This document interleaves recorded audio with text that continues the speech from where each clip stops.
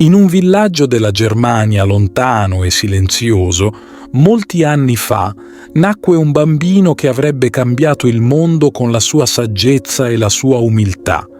Questo bambino, di nome Alberto, era destinato a diventare un uomo di scienza e fede, un gigante tra i santi. La sua infanzia trascorse serena tra le colline e i campi di Lauingen, ma già da piccolo sentiva dentro di sé un fuoco speciale, un desiderio profondo di conoscere, di capire ogni cosa. Alberto era diverso dagli altri bambini. Amava la natura, osservava attentamente il cielo, le piante e persino le pietre. Si chiedeva quali segreti si nascondessero nelle foglie, nel vento, nelle stelle.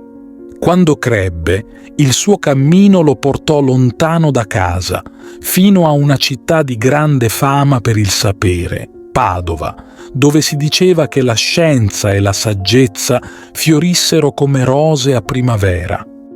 Fu lì che, un giorno, incontrò un frate dell'ordine domenicano, un uomo dal cuore puro e dagli occhi luminosi. Quel frate gli parlò di un sapere che andava oltre i libri, di una verità che si trovava solo nell'umiltà e nell'amore per Dio. Le parole del frate entrarono nel cuore di Alberto come raggi di sole e mostrarono una strada nuova, una strada fatta di preghiera e di studio, ma anche di semplicità e di abbandono a Dio.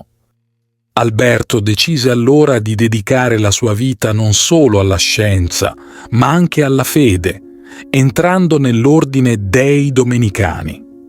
Così cominciò a viaggiare di città in città, insegnando e imparando. Divenne un maestro, uno dei più grandi che il mondo avesse mai conosciuto, e molti giovani si radunavano per ascoltare la sua voce, per bere dalle sue parole come dall'acqua di un fiume puro. Tra quei giovani c'era uno studente speciale, un ragazzo timido e silenzioso, di nome Tommaso, che avrebbe anch'egli cambiato il mondo con la sua saggezza. Alberto lo prese sotto la sua ala, riconoscendo in lui una luce straordinaria. Ma la vita di Alberto non era fatta solo di studio. C'era sempre in lui un cuore pronto a servire, ad aiutare, a portare pace dove c'erano conflitti e incomprensioni.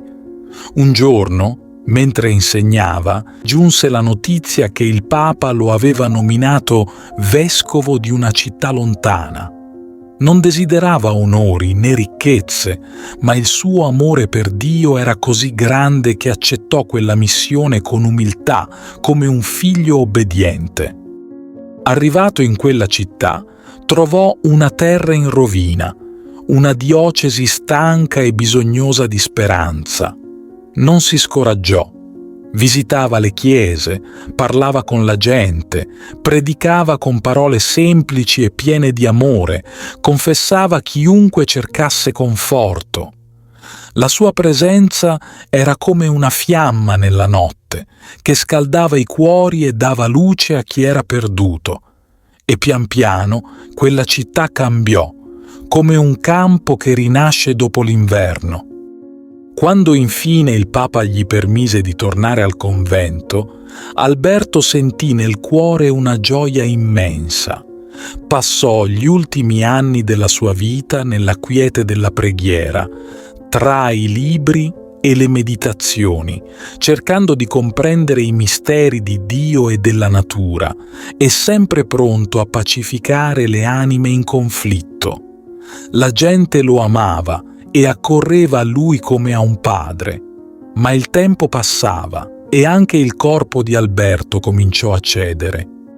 Un giorno, mentre era intento a insegnare, sentì un vuoto improvviso nella mente. Dimenticò le parole, perse i pensieri come foglie al vento. Con le lacrime agli occhi scese dalla cattedra, sapendo che il suo tempo era giunto. Si preparò con fede alla fine e poco dopo si addormentò serenamente, circondato dall'amore di chi lo aveva conosciuto e ammirato. Alberto lasciò il mondo con la stessa dolcezza con cui lo aveva vissuto e il suo spirito volò verso il cielo, portando con sé la sua scienza e il suo amore per Dio. Da allora è ricordato come un gigante di fede e sapienza, un uomo che unì scienza e santità, lasciando al mondo l'esempio di una vita vissuta nel dono totale di sé. Ti invito calorosamente a iscriverti al nostro canale per darci supporto e permetterci di continuare a creare nuovi video che condividono storie ed esperienze ispiratrici. La tua iscrizione è un prezioso sostegno che ci motiva a condividere più contenuti di valore e a diffondere messaggi di speranza, fede e crescita personale. Grazie di cuore.